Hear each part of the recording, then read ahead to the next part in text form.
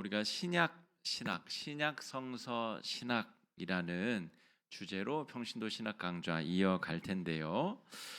그냥 또 마태복음부터 시작할까 하다가 우리가 신약 성경 공부를 시작하기 전에 기초 공사를 튼튼히 좀 해야 됩니다. 예수님과 끊임없이 복음서에서 언쟁 관계를 맺고 또 신학적 논쟁을 벌이고 결국 예수님을 십자가에 달아 죽게 만드는 주된 우리 세력들이 성경에 등장하죠. 복음서에 그 세력들이 어떻게 만들어졌고 어떤 특징이 있는지 이 뿌리를 잘 공부해야 기초 공사를 잘 할 수 있게 되고 또 유대의 여러 문화들 그런 시대적 특징들을 잘 공부해 둬야 본문 이해하는데 신학적으로 큰 도움이 되리라 여겨집니다. 그래서 오늘 우리 42번째 시간은 신약 시대 네 개의 종파라고 하면 어떻게 이해하시면 될까? 우리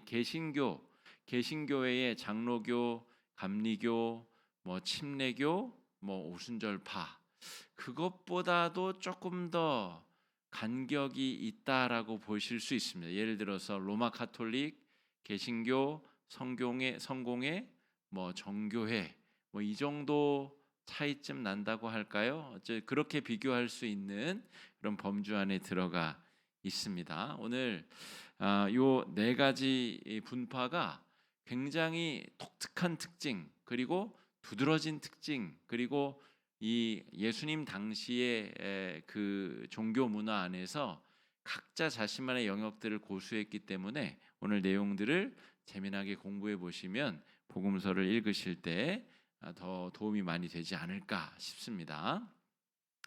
이 네 종파를 이해하기 위해서는 예수님이 이 땅에 인간의 몸으로 오시기 전에 약 200년 전으로 거슬러 올라가야 됩니다.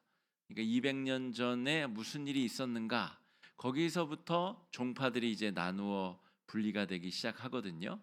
그러니까 남유다라는 나라가 멸망한 것이 주전 586년이니까 이미 예수님 오시기 전에 약 한 420 몇 년 전쯤 되죠.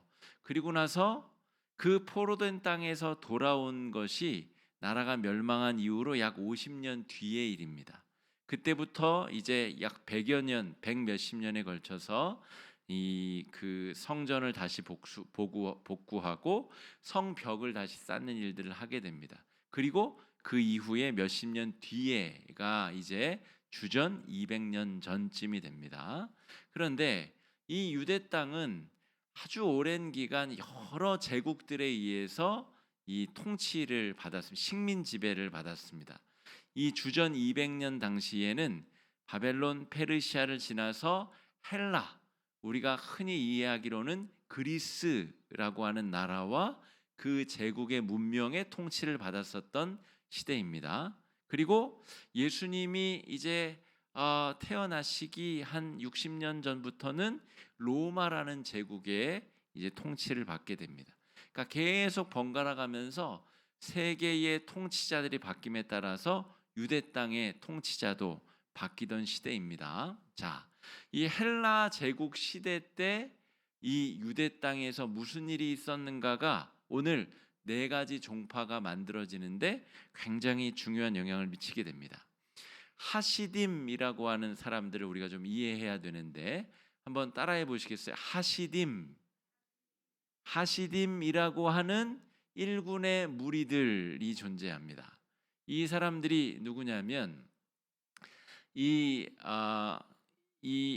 안티오쿠스 4세라고 하는 이 헬라의 왕이 이 그리스의 왕이 유대 땅 전체를 다 통치하고 있을 때에 알렉산더가 저 페르시아 넘어 인도까지 다 점령한 다음에 그때 이후의 일입니다. 그러니까 이 헬라의 그리스의 왕이 안티오쿠스 4세라고 하는 왕이 유대의 종교와 문화를 완전히 말살하고 헬라의 문화를 이식하려고 했습니다. 이 헬라인들은 자신들의 철학과 문화에 우월주의가 있기 때문에 그렇게 헬라 문화를 이식하려고 했어요. 어떻게 이식하려고 했냐면 유대 땅에다가 헬라식 검투 경기장을 만들고 이 검투사들 또 이 그리스 헬라의 이 올림픽 문화, 체전 문화를 도입해서 남성들을 뻘거벗겨서 운동을 하게 시켰습니다.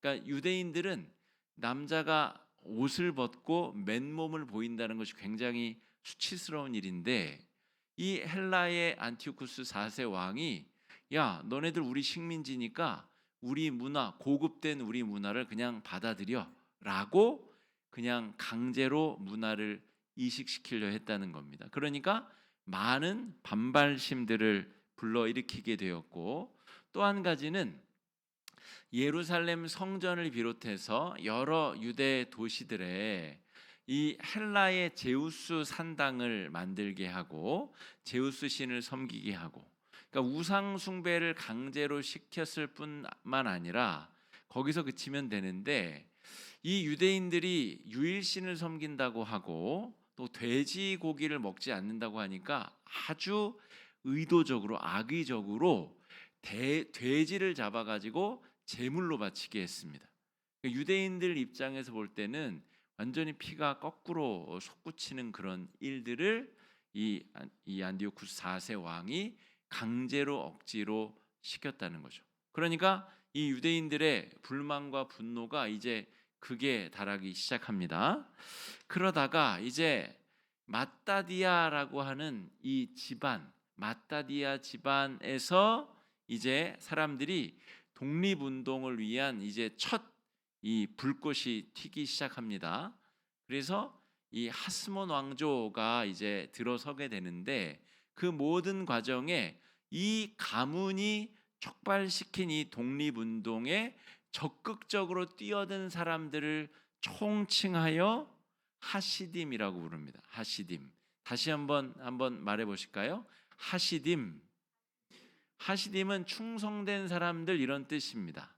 그러니까 어떤 특정한 계층에 있는 사람들이 아니라 레위인 제사장들도 하시딤 그룹에 속하게 되고 일반 평신도들도 그 안에 속하게 되고 그냥 거리의 불량배들 이런 사람들도 다 나온 겁니다. 우리 3일 만세 운동을 할 때 학생부터 모든 배운 자와 못 배운 사람, 상인과 농민들 다 장터로 쏟아져 나오고 길거리로 나와서 만세 운동을 벌인 것처럼 그렇게 충성된 사람들이 다 몰려 나와서 이 마따디아 집안을 도와가지고 독립운동을 일으켰다는 거예요. 그리고 실제로 이 마따디아 집안이 일으킨 하스몬 왕조가 약 80년간 독립 왕조를 유지하게 됩니다. 자, 이제 이 안티오쿠스 4세의 억압된 통치, 그리스 사람들의 나쁜 통치를 이제 이겨내고 전쟁을 통하여서 승리하고 독립된 자신들의 왕국을 이제 다시 찾아냈단 말이죠. 그러니까 이 하시딤에 속한 사람들이 얼마나 기뻤겠어요?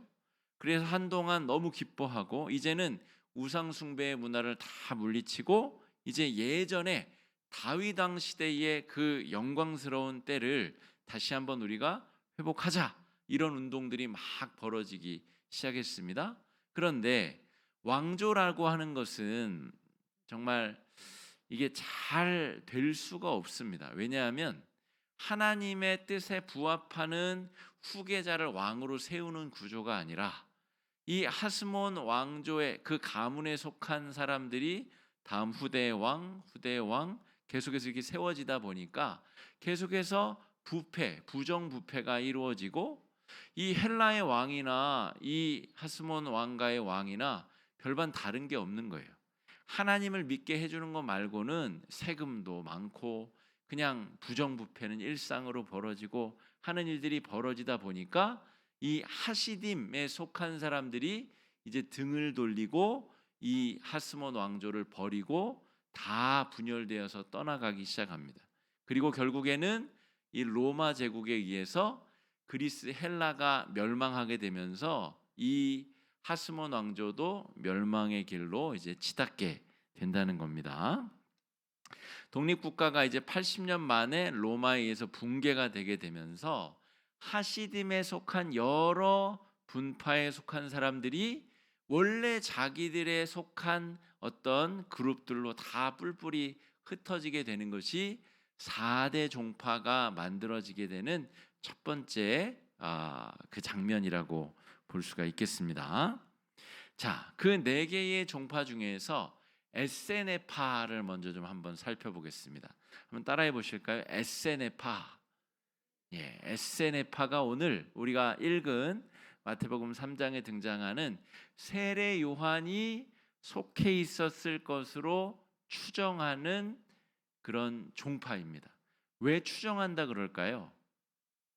에세네파에 속했다라고 성경에 써 있지가 않기 때문에 여러 정황적인 증거로 오늘 메뚜기와 석청을 먹었다든지 광야에 지내면서 낙타 털옷을 입었다든지 가끔 요단 강가로 나와가지고 회개의 세례를 전파했다든지 이런 특징들이 다 에세네파에 꼭 들어맞는 특징들이기 때문에 이 세례 요한이 에세네파라고 하는 결정적인 증거는 없지만 학자들이 생각할 때 이거는 100% 아니 100이라고 하기는 안 되고 한 98.5% 이거는 에세네파에 속한 사람이다 이렇게 본다는 거죠.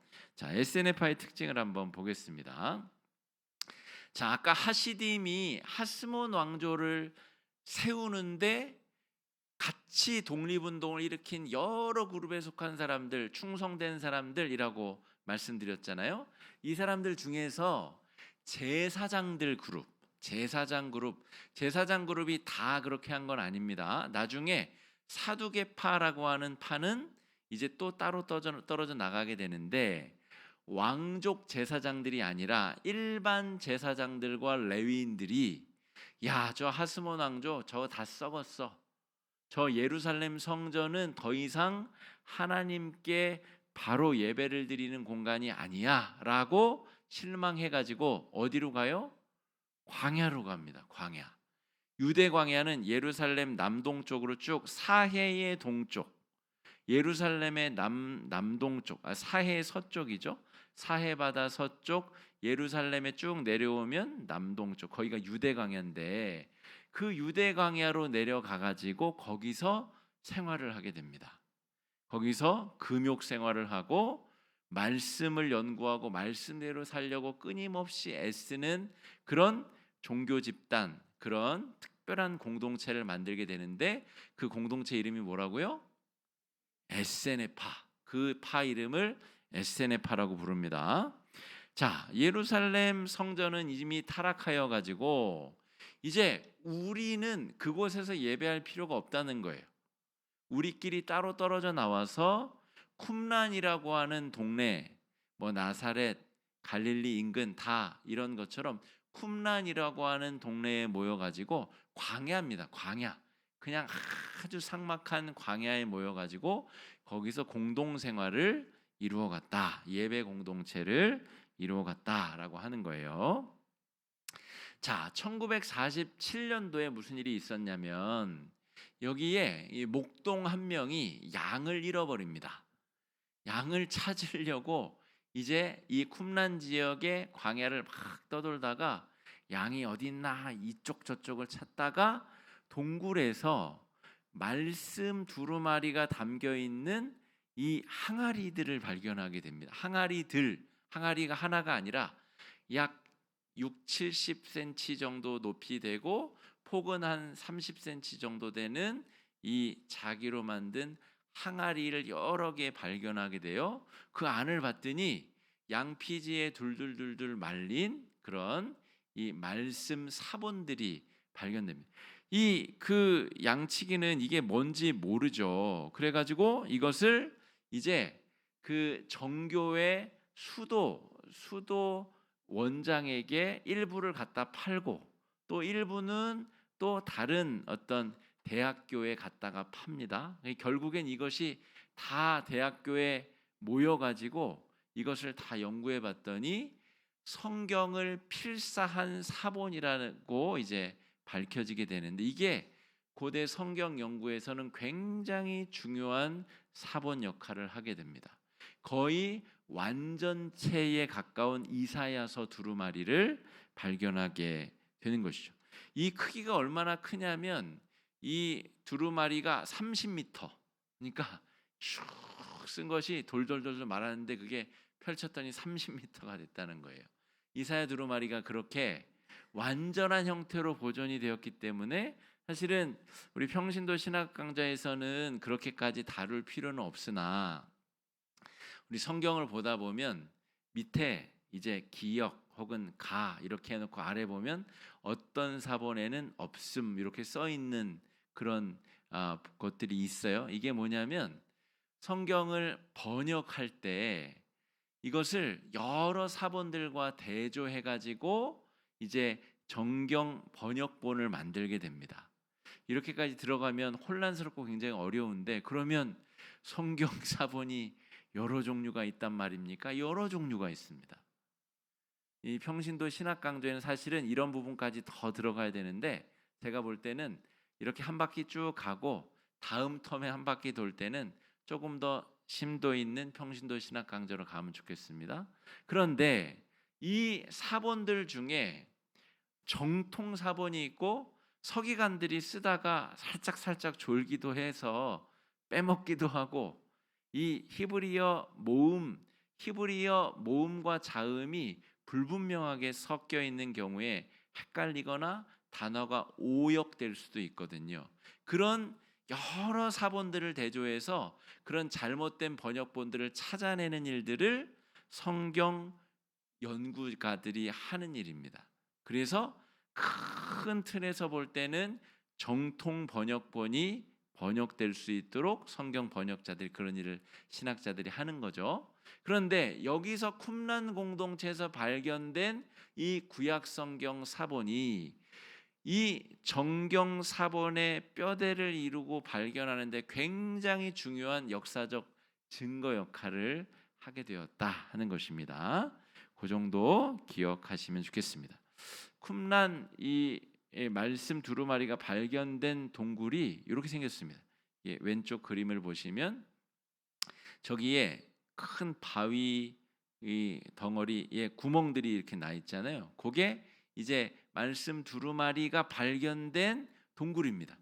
그러니까 저기에 목동이나 되니까 저기까지 양 찾으러 들어갔지, 저기까지 뭐 누가 올라가 가지고 뭐가 있는지 수색하고 찾고 그랬겠어요? 그러니까 저기까지 가봤더니 그 안에 이제 말씀 두루마리가 담긴 항아리들이 있었다는 것을 말하고, 저기가 바로 쿰란 지역을 근거지로 삼았었던 에세네파가 공동체를 형성하고 살았었던 곳이다라고 하는 거예요.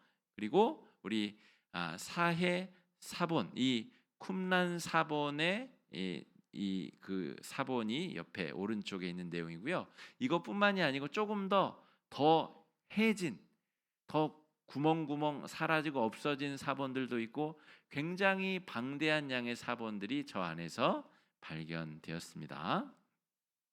자, 여기서 재밌는 것은 뭐냐면 이 에세네파는 금욕주의를 지향했기 때문에 뭐 안 먹고 안 입고 이런 걸 뛰어넘어서 아예 성욕 자체도 부정했어요. 결혼도 하지 않고 애도 낳지 않고 남녀 성관계 자체를 맺지 않는 금욕 생활을 했더니 무슨 일이 벌어졌겠어요?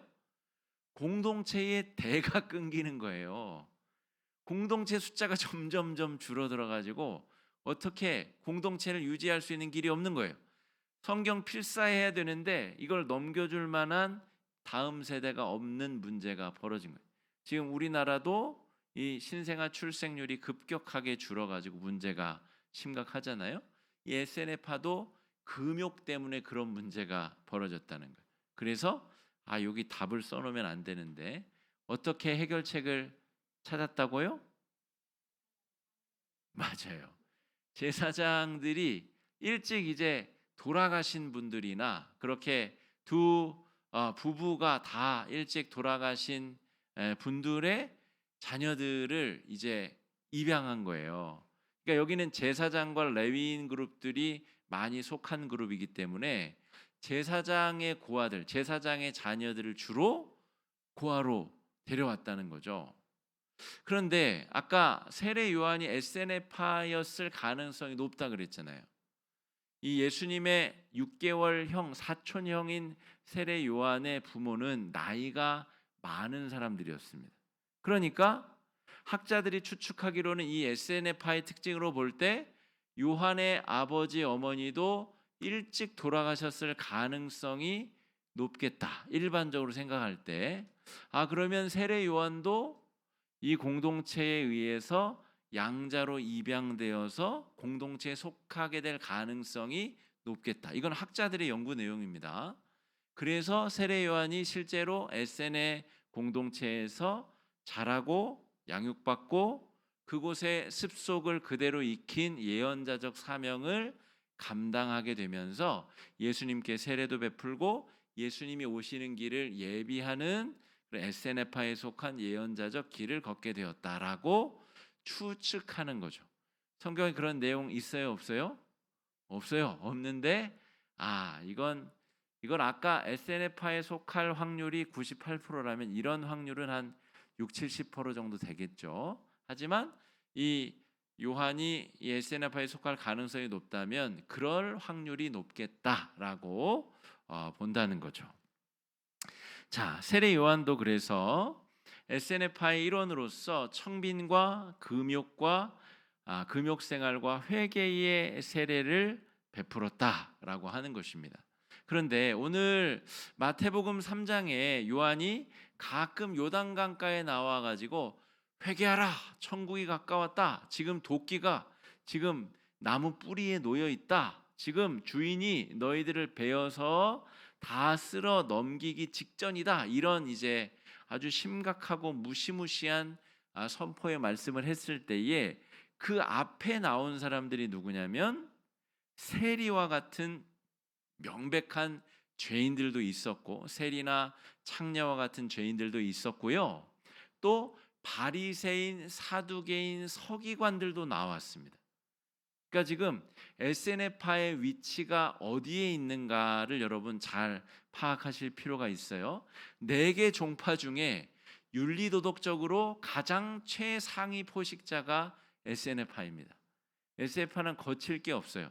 자기들의 삶이 완벽함을 추구하기 때문에 심지어 그 금욕 생활을 위해서 결혼도 안 하고 애도 안 낳기 때문에 바리새인 나부랭이들은 자기들 앞에서 주름 잡을 수 없는 거예요. 에세네파가 최상위 금욕과 경건 생활을 하던 사람들로 자기들끼리도 자평하였었던 시대였다. 이렇게 볼 수가 있겠습니다. 자, 그런데 이러한 세례 요한의 에세네파도 결국 예수님 앞에서는 자기는 그 신들매도 풀기 어려운 하찮은 존재, 아무것도 아닌 존재라고 고백을 한다는 거죠. 아까 제가 뭐라고 말씀드렸죠? 에세네파는 누구에게도 꿀리지 않아요. 바리새파 10명, 100명, 1000명이 나와도 그들의 경건 생활에 꿀리지 않는 사람이에요. 삿대질하고 욕하면서 꾸짖을 수 있는 사람, 이 마귀 새끼들아라고 말할 수 있는 사람들이 에세네파들이에요. 그런데 예수님 앞에서는 자기 자신이 몸둘 바를 모를 뿐더러 나는 아무것도 아닌 존재입니다 라고 선포하고 있다는 거죠. 이런 상황을 우리가 문맥적으로 잘 읽을 수 있어야 되겠습니다. 자, 4절 말씀 한번 읽어보실까요? 4절입니다. 시작. 이 요한은 낙타털 옷을 입고 허리에 가죽띠를 띠고 석청이었더라. 다시 한번 읽어보실까요? 4절 말씀입니다. 시작.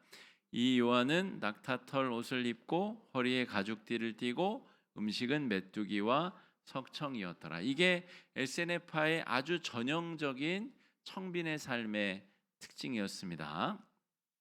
석청은 꿀인데 이 바위에 달린 꿀을 말합니다. 그걸 석청이라고 하고요. 메뚜기는 우리가 잘 아는 메뚜기고 그렇습니다. 자, 이 주된 구성원들이 제사장들 혹은 레위인들이었다는 거죠. 그러니까 그들의 경건한 삶을 유지하기 위해서 이런 선택을 하였다는 것을 말하고요. 학자들은 약 4천여 명의 공동체가 구성되었을 것이다 이렇게 보고 있고, 노동과 성경 필사가 이들이 하는 주된 사역이었다라고 보고 있습니다. 자, 바리새파로 건너가 보겠습니다. 바리새파라고 할 때 제일 중요하게 기억해야 될 것은 무엇이냐면 평신도 그룹이었다는 거예요. 평신도 그룹. 레위인이나 제사장들이 아닌 평신도 경건주의자들을 바리새파라고 불렀다라고 하는 거예요. 그러면 이 사람들을 왜 바리새파라고 불렀냐라고 하면, 바리새라는 말이 구별된 사람들이라는 뜻입니다. 그러니까 자기는 혈통적으로 레위 지파 사람이 아니에요.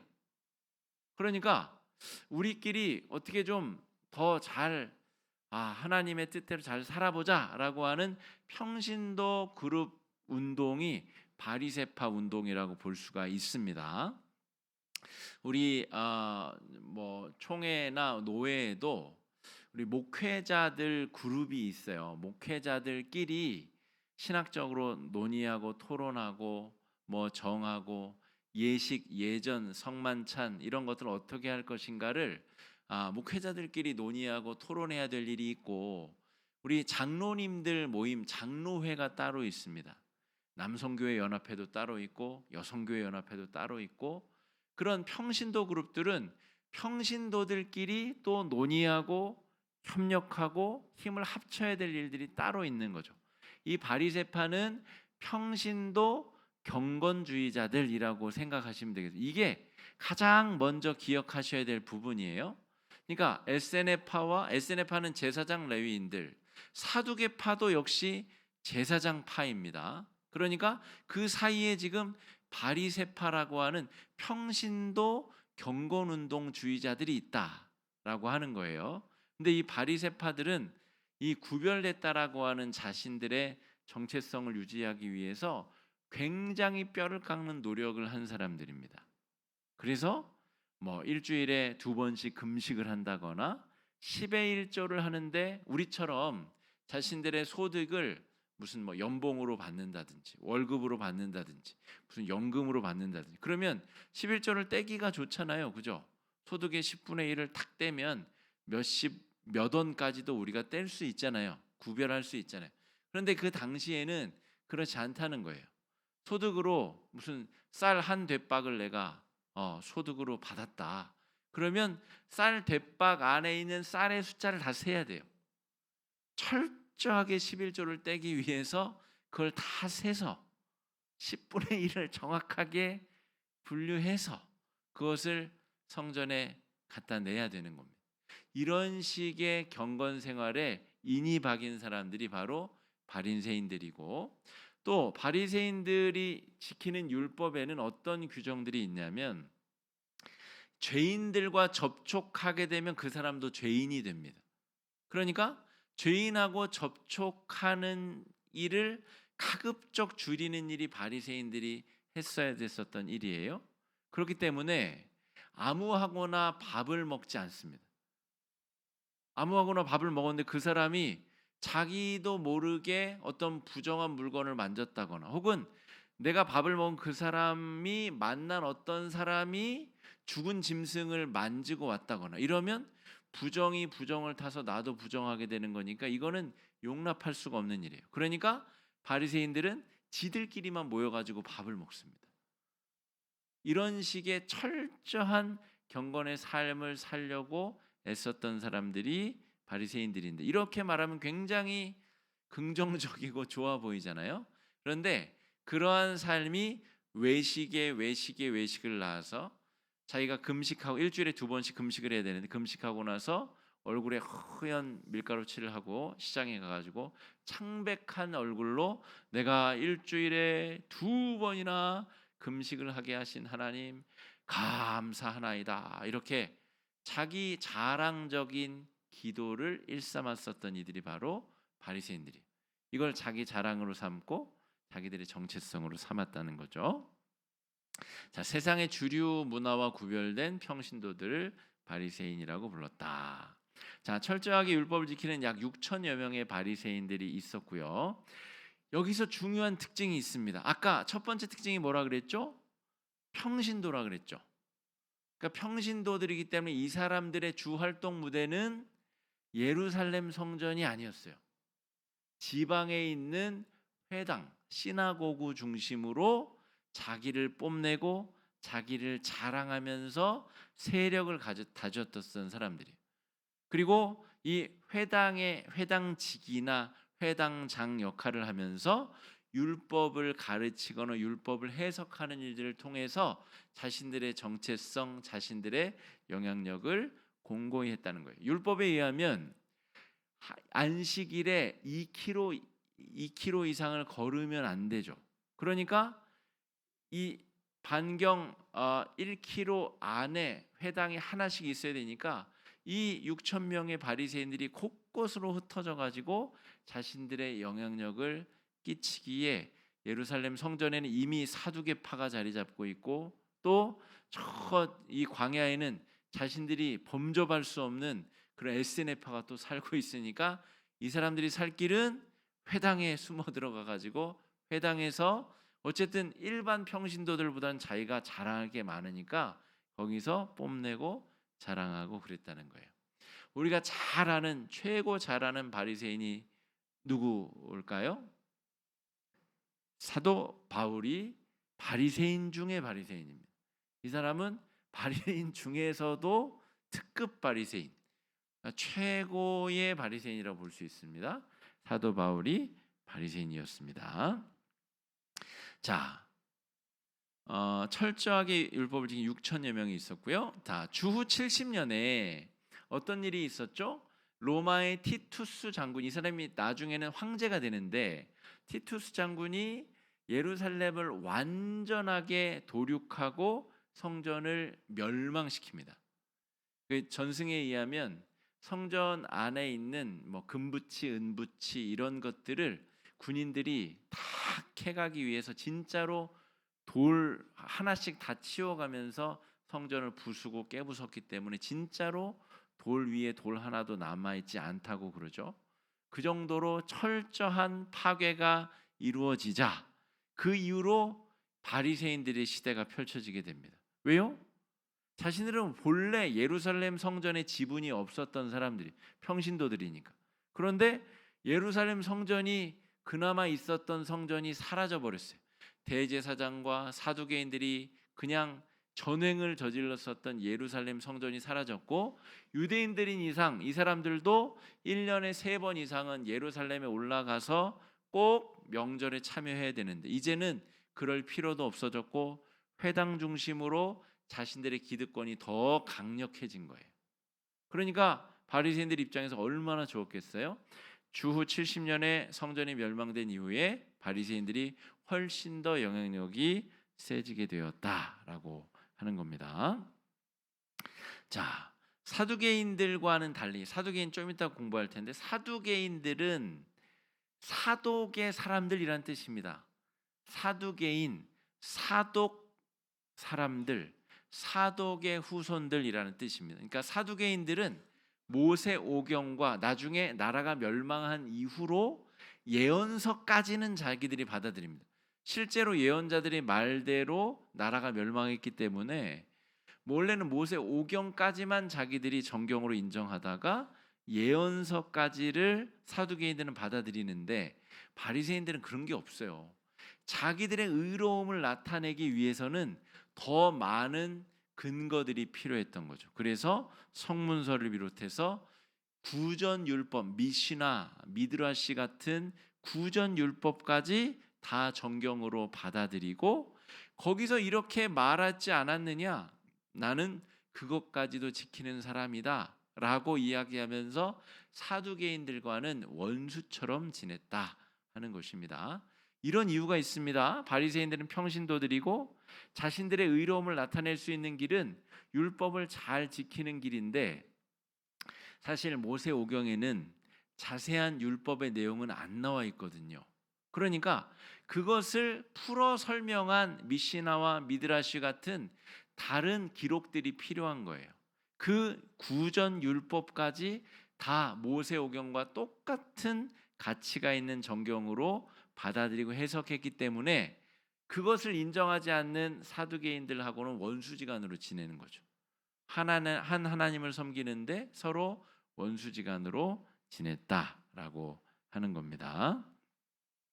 자, 구전율법은 오경에 대한 해석을 말하는데 바리새인들은 이것을 오경과 똑같은 권위를 부여하게 되었다. 그래서 실제로 10계명으로부터 시작된 율법이 나중에는 638가지까지 이제 확장이 되게 됩니다. 그러니까 더 많은 세부 조항들이 계속 만들어지게 되는데 그런 구전율법까지 10계명과 똑같은 가치 기준을 두고 지켰다는 거죠. 바리새인들이 그랬다는 겁니다. 자, 사두개파를 살펴보겠습니다. 사두개파는 사독의 후손들이라는 뜻인데 사독은 다윗 왕 시대의 대제사장 이름이 사독입니다. 그러니까 이 사독의 후손들 사두개인들은 그 종족의 특징 자체가 대제사장의 후손들이에요. 제사장들 중에서도 이제 일반 제사장들과 레위인들은 에세네파로 가버렸고 그 다윗 시대부터 우리가 정통임내 하고 이 성전 중심에서 기득권을 붙잡고 살아가던 사람들이 사두개인들이라는 말입니다. 그래서 이들은 예루살렘 성전 중심으로 활동했었던 종교 세력이고 예수님 당시에도 이 사두개인들을 위한 공간이 예루살렘 성전에 따로 있었습니다. 그러니까 이 사내들인 공회에 모이는 회당 모임 장소가 따로 있었고 또 안토니아 요새도 따로 있었고 그 로마의 총독 관저인 안토니오 요새도 따로 있었고 또 왕이 머무르는 처소도 따로 있었고 또 이 사두개파들이 모여가지고 영향력을 행사하는 공간도 따로 있었다는 거죠. 그러니까 이 예루살렘 성전 안에 여러 기득권을 가진 사람들이 자기 공간을 가지고 거기서 이 작당 모의도 하고 여러 가지 일들을 꾸몄다라고 하는 겁니다. 자, 솔로몬 성전 중심으로 활동을 하다가 나라 멸망 이후에는 이제 스룹바벨에 지은 성전을 헤롯 왕이 증개축을 하게 되죠. 그러니까 이 헤롯 성전 중심으로 활동을 하다가 주후 70년에 이 헤롯 성전이 완전히 다 무너지고 난 다음에는 이제 영향력을 잃게 되는 사람들이 사두개인들이다라고 볼 수가 있습니다. 자, 이들이 이 바리새파와 구별이 되는 특징을 아까 말씀을 드렸는데 성경에 그런 이야기가 나옵니다. 예수님을 동시에 공경을 하던 바리새파와 사두개인들의 특징을 예수님이 아시고 예수님이 이런 이야기를 하십니다. 내가 내생과 또 부활을 이야기한다는 이유로 지금 내가 핍박을 받고 있다. 그러자 바리새인들이 갑자기 예수님 편을 듭니다. 자기들은 그걸 믿거든요. 그런데 사두개파는 부활도 내생도 천국도 천사의 존재도 인정하지 않습니다. 이런 특징 때문에 서로 원수처럼 지냈다는 거죠. 왜 그런가 하면 모세오경에는 내세 그리고 뭐 천국, 지옥 이런 내용들이 거의 없습니다. 거의 예언서에서도 다니엘서 정도에만 약간 잠깐 이런 어떤 영적인 세계와 이 내세에 대한 이야기가 나오지. 그러니까 이 사두개인들은 모세오경과 예언서만 정경으로 받아들이기 때문에 거기에 안 나오는 내용들은 받아들이지 않는다는 거죠. 그런데 바리새인들은 그것뿐 아니라 성문서의 내용들 또 이 다니엘서도 성문서에 들어가기 때문에 성문서의 내용들 여러 또 구전 전승들까지 다 받아들이기 때문에 천사의 존재와 또 부활과 내세 이런 것들을 바리새인들은 다 인정한다는 거죠. 신학적으로 완전히 다른 사람들.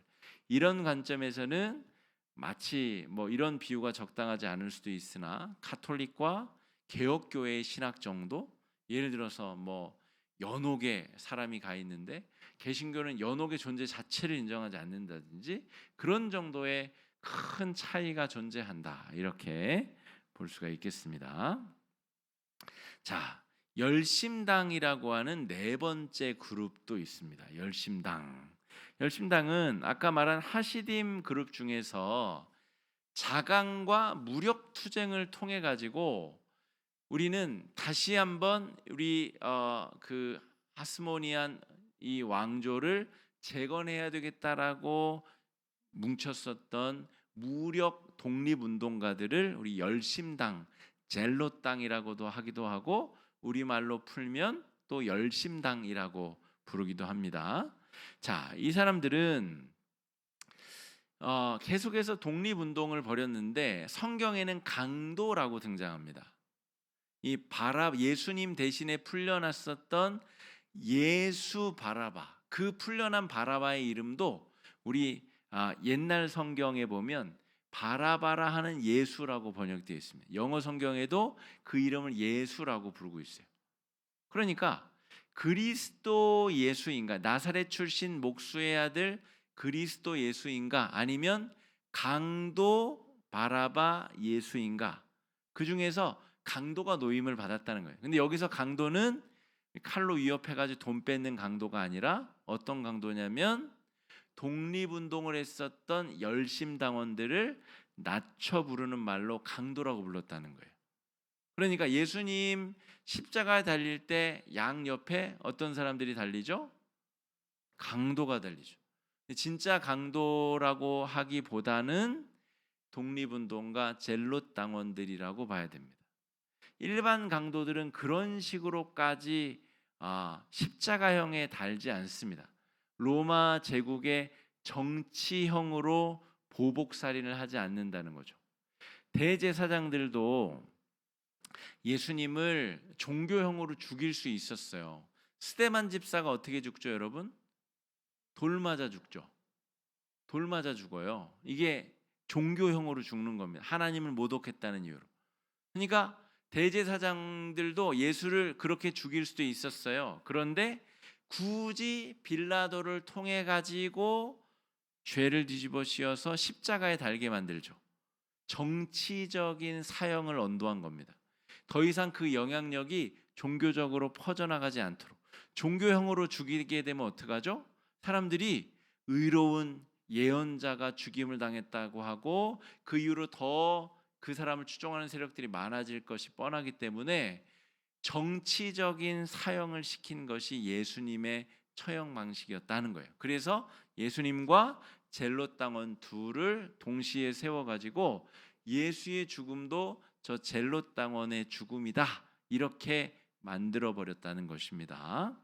자, 이런 내용들까지 아셔야 이제 골고다 언덕에서 십자가 예수님께서 달릴 때 그 죽음의 의미를 우리가 본질적으로 깨달을 수 있어요. 그러니까 대제사장들이 여러분 그냥 예수님 미워가지고 죽였다 이런 게 아니라 예수님을 나중에라도 구원자로 믿을 수 있는 싹 자체를 도려내기 위해서 아주 악랄한 방법으로 예수님을 빌라도에게 갖다 바치고, 빌라도가 정말 이 정치적으로 예수를 완전히 매장해서 십자가에 달아 죽이도록 그렇게 장치를 구도를 만들어 놓은 처형이었다라고 하는 겁니다. 이런 걸 이해하려면 열심당의 존재를 알아야 됩니다. 열심당이 뭔가? 자, 열심당원은 테러를 자행하는 사람들입니다. 유대인들은 살생을 하면 돼요, 안 돼요? 안 되죠. 율법에 살인을 하면 어떻게 되죠? 죽어야 됩니다. 목숨으로 갚아야 돼요. 피를 흘리는 죄는 피로 갚아야 됩니다. 근데 남의 목숨을 뺏으면서까지도 내가 하나님을 사랑하겠다는 거예요. 내가 그 때문에 죽임을 당하더라도 나는 그것이 하나님을 사랑하는 증거라는 거예요. 열심당원들의 사고방식을 여러분 이해하셔야 됩니다. 내가 멸망할지언정 하나님의 명예를 높이고 조국을 정상 상태로 돌려놓겠다는 거예요. 여러분, 나라를 위해서 목숨 바칠 수 있으세요? 열심당원들이 여러분 그냥 하찮은 사람들이 아니라, 그냥 자기 잘 먹고 잘 살고자 하는 사람들이 아니라, 하나님을 잘 못 믿어서 이 나라가 멸망했고 이 모양 이 꼴이 됐는데 나는 내 내 신앙의 정체성과 내 생명을 내놓으면서까지 하나님께서 이 나라를 다시 살려내시기를 간절히 바랬었던 사람들이 열심당원들입니다. 이 사람들 보통 사람들이 아닙니다, 여러분. 자, 그래서 이들이 주로 했었던 일은 뭐냐면 이 로마의 앞잡이가 되는 세리들을 암살하는 일을, 그래서 품에 단도, 사시미 칼 같은 걸 품고 다녔다는 거예요. 그러다가 아무렇지도 않게 옆에 가가지고 목을 싹 베고 도망가고. 그래서 세리들이 주로 로마 군인들과 함께 다녔습니다. 신변 보호를 위해서. 그런데 여러분, 예수님의 제자 중에서 열심 젤롯 땅 시몬이라는 사람이 있었고, 제 기준으로서는, 제가 성경을 연구한 바로서는 가론 유다도 젤롯 당원일 가능성이 높습니다. 그러니까 최소 2명 이상이 열심 당원이었고요. 예수님 제자 중에 세리 마태가 있었죠. 그러니까 이건 뭐예요? 암살자와 살해 대상자가 한 공동체 안에 있었던 거예요. 그런 일이 어떻게 가능했을까? 이게 교회의 본질적인 모습이라는 거예요. 여러분, 교회 안에 내가 정말 싫어하는 인간이 있잖아요. 그게 정상적인 거예요. 나랑 다른 인간이 있는 것, 그 사람도 교회의 일원인 것. 저 인간처럼 정말 꼴보기 싫은 그 인간이 우리 교회에 같은 공동체에 있는 게 너무너무 싫으신 분들 계실 텐데, 그게 정상적인 겁니다. 나와 다른 것이 예수 믿는데 절대로 장애가 될 수 없는, 내가 불편할 뿐이지 그 사람이 예수 믿는 데는 아무 장애가 되지 않는다는 거. 오히려 이 젤롯 당원 시몬과 세리 마태가 예수님의 제자로서 공존했던 것처럼 나의 편협함을 내려놓고 하나님께서 이 교회 안에 하나님께서 행하실 위대한 일들을 소망하고 바라는 것이 훨씬 더 지혜로운 길이다라고 볼 수가 있겠습니다. 자, 그래서 예수님은 에세네파에게 세례를 받으셨죠. 세례 요한에게. 그리고 열심당원 세리, 열심당과 세리, 또 심지어 가론 유다 같은 이들도 제자로 받아들이셨고요. 자신의 복음을 이방에 전할 사도로 바리새인 중에 바리새인을 택하셔서 사명을 맡기셨죠. 그러니까 이 네 종파 혹은 이 네 거대 종파 말고도 소수 종파들이 굉장히 많이 있었습니다. 그러니까 그 모든 종파들 가운데 예수님은 구원이라고 하는 선물을 주시기 원하셨습니다. 그들이 속한 종파, 그들의 신념과 상관없이 그들을 교회로 불러들이시고 그들을 예수로 말미암아 구원받은 하나님의 자녀로 만들고자 하셨다라고 하는 것입니다. 이제 또 다음 주부터 계속 살펴보게 될 신약 성경의 여러 주제들, 내용들을 살펴보시면서 하나님의 또 귀한 은혜를 경험하시기를 바랍니다. 우리 4가지 정도 기도 제목 가지고 이 시간 함께